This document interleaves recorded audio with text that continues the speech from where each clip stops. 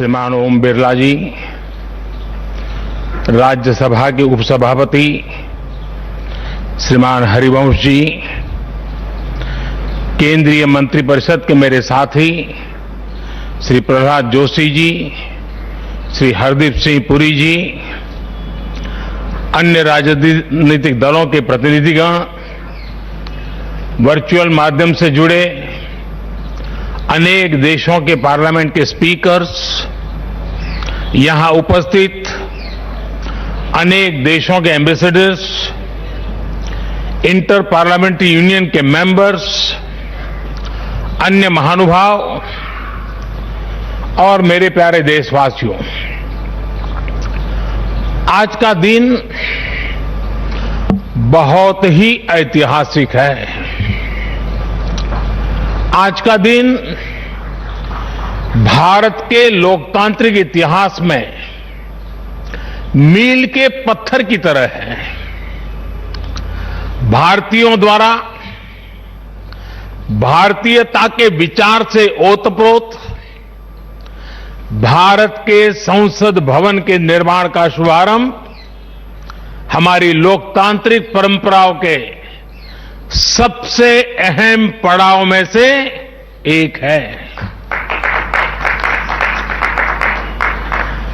हम भारत के लोग मिलकर अपनी संसद के इस नए भवन को बनाएंगे और साथियों, इससे सुंदर क्या होगा, इससे पवित्र क्या होगा जब भारत अपनी आजादी के 75 वर्ष का पर्व मनाए तो उस पर्व की साक्षात प्रेरणा हमारी संसद की नई इमारत बने। आज 130 करोड़ से ज्यादा भारतीयों के लिए बड़े सौभाग्य का दिन है, गर्व का दिन है, जब हम इस ऐतिहासिक पल के साक्षी बन रहे हैं। साथियों, नए संसद भवन का निर्माण नूतन और पुरातन के सह अस्तित्व का उदाहरण है। ये समय और जरूरतों के अनुरूप खुद में परिवर्तन लाने का प्रयास है।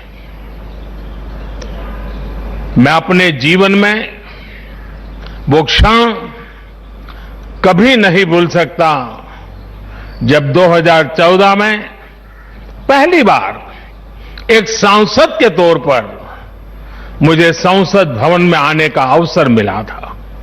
तब लोकतंत्र के इस मंदिर में कदम रखने से पहले मैंने सिर झुकाकर, माथा टेक कर लोकतंत्र के इस मंदिर को नमन किया था। हमारे वर्तमान संसद भवन ने आजादी के आंदोलन और फिर स्वतंत्र भारत को गढ़ने में अपनी अहम भूमिका निभाई है। आजाद भारत की पहली सरकार का गठन भी यही हुआ और पहली संसद भी यहीं बैठी। इसी संसद भवन में हमारे संविधान की रचना हुई, हमारे लोकतंत्र की पुनर्स्थापना हुई। बाबा साहब आंबेडकर और अन्य वरिष्ठों ने सेंट्रल हॉल में गहन मंथन के बाद हमें अपना संविधान दिया। संसद की मौजूदा इमारत स्वतंत्र भारत के हर उतार चढ़ाव, हमारी हर चुनौतियां, हमारे समाधान, हमारी आशाओं आकांक्षाओं, हमारी सफलता का प्रतीक रही है। इस भवन में बना प्रत्येक कानून, इन कानूनों के निर्माण के दौरान संसद भवन में कही अनेक गहरी बातें, ये सब हमारे लोकतंत्र की धरोहर है। लेकिन साथियों, संसद के शक्तिशाली इतिहास के साथ ही यथार्थ को भी स्वीकारना उतना ही आवश्यक है। ये इमारत अब करीब करीब 100 साल की हो रही है। बीते दशकों में इसे तत्कालीन जरूरतों को देखते हुए निरंतर अपग्रेड किया गया। इस प्रक्रिया में कितनी ही बार दीवारों को तोड़ा गया है, कभी नया साउंड सिस्टम, कभी फायर सेफ्टी सिस्टम, कभी आईटी सिस्टम। लोकसभा में बैठने की जगह बढ़ाने के लिए तो दीवारों को भी हटाया गया। इतना कुछ होने के बाद संसद का ये भवन अब विश्राम मांग रहा है। अभी लोकसभा अध्यक्ष जी भी बता रहे थे कि किस तरह बरसों से मुश्किलों भरी स्थिति रही है। बरसों से नए संसद भवन की जरूरत महसूस की गई है। ऐसे में ये हम सभी का दायित्व बनता है कि 21वीं सदी के भारत को अब एक नया संसद भवन मिले। इसी दिशा में आज ये शुभारंभ हो रहा है और इसलिए आज जब हम एक नए संसद भवन का निर्माण कार्य शुरू कर रहे हैं तो वर्तमान संसद परिषद के जीवन में नए वर्ष भी जोड़ रहे हैं। साथियों, नए संसद भवन में ऐसी अनेक नई चीजें की जा रही हैं जिससे सांसदों की एफिशिएंसी बढ़ेगी, उनके वर्क कल्चर में आधुनिक तौर तरीके आएंगे। अब जैसे अपने सांसदों से मिलने के लिए उनके संसदीय क्षेत्र से लोग आते हैं, तो अभी जो संसद भवन है उसमें लोगों को बहुत दिक्कत होती है। आम जनता को दिक्कत होती है, नागरिकों को दिक्कत होती है। आम जनता को अपनी कोई परेशानी अपने सांसद को बतानी है, कोई सुख दुख बांटना है, तो इसके लिए भी संसद भवन में स्थान की बहुत कमी महसूस होती है। भविष्य में प्रत्येक सांसद के पास ये सुविधा होगी कि वो अपने क्षेत्र के लोगों से यही निकट में ही, इसी ये विशाल परिसर के बीच में ही उनको एक व्यवस्था मिलेगी ताकि वो अपने संसदीय क्षेत्र से आए लोगों को उनके सुख दुख बांट सके। साथियों, पुराने संसद भवन ने स्वतंत्रता के बाद के भारत को दिशा दी, तो नया भवन आत्मनिर्भर भारत के निर्माण का गवाह बनेगा। पुराने संसद भवन में देश की आवश्यकताओं की पूर्ति के लिए काम हुआ, तो नए भवन में 21वीं सदी के भारत की आकांक्षाएं पूरी की जाएगी। जैसे आज इंडिया गेट से आगे नेशनल वॉर मेमोरियल ने राष्ट्रीय पहचान बनाई है, वैसे ही संसद का नया भवन अपनी पहचान स्थापित करेगा। देश के लोग, आने वाली पीढ़ियां नए भवन को देखकर गर्व करेगी कि ये स्वतंत्र भारत में बना है। आजादी के 75 वर्ष का स्मरण करते हुए इसका निर्माण हुआ है। साथियों, संसद भवन की शक्ति का स्रोत, उसकी ऊर्जा का स्रोत हमारा लोकतंत्र है। आजादी के समय किस तरह से एक लोकतांत्रिक राष्ट्र के रूप में भारत के अस्तित्व पर संदेह और शंकाएं जताई गई थी, ये इतिहास का हिस्सा है। अशिक्षा, गरीबी, सामाजिक विविधता और अनुभवहीनता जैसे अनेक तर्कों के साथ ये भविष्यवाणी भी कर दी गई थी कि भारत में लोकतंत्र असफल हो जाएगा। आज हम गर्व से कह सकते हैं कि हमारे देश ने उन आशंकाओं को न सिर्फ गलत सिद्ध किया है, बल्कि 21वीं सदी की दुनिया भारत को अहम लोकतांत्रिक ताकत के रूप में आगे बढ़ते हुए देख भी रही है।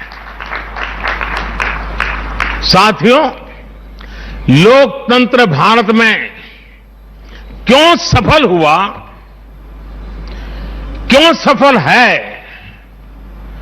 और क्यों कभी लोकतंत्र पर आंच नहीं आ सकती, ये बात हमारी हर पीढ़ी को जानना समझना बहुत आवश्यक है। हम देखते सुनते हैं दुनिया में 13वीं शताब्दी में रचित मैग्ना कार्टा की बहुत चर्चा होती है। कुछ विद्वान इसे लोकतंत्र की बुनियाद भी बताते हैं, लेकिन ये भी बात उतनी ही सही है कि मैग्ना कार्टा से भी पहले 12वीं शताब्दी में 12th सेंचुरी में ही भारत में भगवान बसवेश्वर का अनुभव मंटपम अस्तित्व में आ चुका था। अनुभव मंटपम के रूप में उन्होंने लोक संसद का न सिर्फ निर्माण किया था, बल्कि उसका संचालन भी सुनिश्चित किया था। और भगवान बसवेश्वर जी ने कहा था, ये अनुभव मंटप जनसभा नादिना मट्टू राष्ट्रदा उन्नति के हागु अभिवृद्धि के पुरगावगी केलसा मादत थावे। यानी ये अनुभव मंटपम एक ऐसी जनसभा है जो राज्य और राष्ट्र के हित में और उनकी उन्नति के लिए सभी को एकजुट होकर काम करने के लिए प्रेरित करती है। अनुभव मंटपम लोकतंत्र का ही तो एक स्वरूप था। साथियों, इस कालखंड के और पहले जाएं तो तमिलनाडु में चेन्नई से 80-85 किलोमीटर दूर उत्तरा मेरूर नाम के गांव में एक बहुत ही ऐतिहासिक साक्ष्य दिखाई देता है। इस गांव में चोल साम्राज्य के दौरान 10वीं शताब्दी में पत्थरों पर तमिल में लिखी गई पंचायत व्यवस्था का वर्णन है, 10th सेंचुरी। और इसमें बताया गया है कि कैसे हर गांव को कुटुंब में कैटेगराइज किया जाता था, जिनको अगर आज की भाषा में कहना है तो हम आज उसको एक वार्ड कह सकते हैं। उन कुटुंबों से एक एक प्रतिनिधि महासभा में भेजा जाता था। और जैसा आज भी होता है, इस गांव में 1000 वर्ष पूर्व जो महासभा लगती थी वो आज भी वहां मौजूद है। और साथियों, 1000 वर्ष पूर्व बनी इस लोकतांत्रिक व्यवस्था में एक और बात बहुत महत्वपूर्ण थी। उस पत्थर पे लिखा हुआ है, उस शिलालेख में वर्णन है इसका, और उसमें कहा गया है कि जनप्रतिनिधि को चुनाव लड़ने के लिए अयोग्य घोषित करने का भी प्रावधान था उस जमाने में। और नियम क्या था? नियम यह था कि जो जनप्रतिनिधि अपनी संपत्ति का ब्यौरा नहीं देगा, वो और उसके करीबी रिश्तेदार चुनाव नहीं लड़ पाएंगे।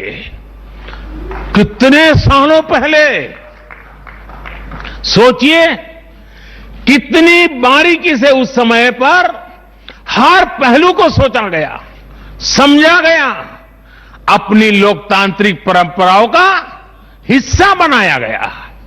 साथियों, लोकतंत्र का हमारे इतिहास देश के हर कोने में नजर आता है, कोने कोने में नजर आता है। कुछ शब्दों से तो हम बराबर परिचित हैं। सभा, समिति, गणपति, गणाधिपति, ये शब्दावली हमारे मन मस्तिष्क में सदियों से प्रवाहित है। सदियों पहले शाक्य, मल्ल और बेजी जैसे गणतंत्र हो, लिच्छवी, मल्लक, मड़क और कंबोज जैसे गणराज्य हो, या फिर मौर्य काल में कलिंग, सभी ने लोकतंत्र को ही शासन का आधार बनाया था। हजारों साल पहले रचित हमारे वेदों में से ऋग्वेद में लोकतंत्र के विचार को समज्ञान यानी समूह चेतना, कलेक्टिव कॉन्शियसनेस के रूप में देखा गया है। साथियों, आमतौर पर अन्य जगहों पर जब डेमोक्रेसी की चर्चा होती है तो ज्यादातर चुनाव की प्रक्रिया, इलेक्टेड मेंबर्स, उनके गठन की रचना, शासन प्रशासन, लोकतंत्र की परिभाषा इन्हीं चीजों के आसपास रहती है। इस प्रकार की व्यवस्था पर अधिक बल देने को ही ज्यादातर स्थानों पर उसी को डेमोक्रेसी कहते हैं। लेकिन भारत में लोकतंत्र एक संस्कार है। भारत के लिए लोकतंत्र जीवन मूल्य है, जीवन पद्धति है, राष्ट्र जीवन की आत्मा है। भारत का लोकतंत्र सदियों के अनुभव से विकसित हुई व्यवस्था है। भारत के लिए लोकतंत्र में जीवन मंत्र भी है, जीवन तत्व भी है और साथ ही व्यवस्था का तंत्र भी है, तत्व भी है, तंत्र भी है। समय समय पर इसमें व्यवस्थाएं बदलती रही, प्रक्रियाएं बदलती रही, लेकिन आत्मा लोकतंत्र ही रही। नमस्कार, मैं हूं मानक गुप्ता। अगर आपको हमारा ये वीडियो पसंद आया हो तो इसे लाइक और शेयर जरूर करें, और हां, हमें सब्सक्राइब और फॉलो करना ना भूलें ताकि आप देश और दुनिया की कोई खबर मिस ना करें। तो जुड़े रहिए हमारे साथ और देखते रहिए News 24।